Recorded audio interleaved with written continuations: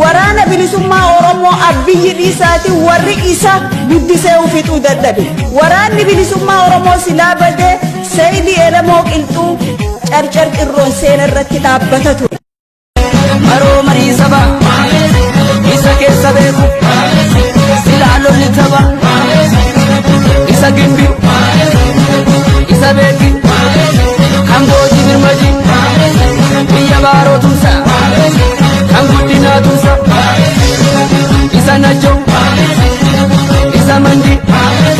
kan keella mollagga kan beekmadee malee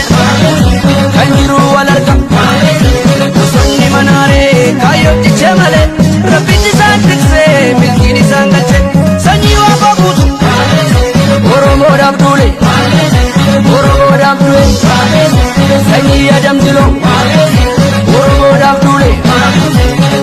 isa baale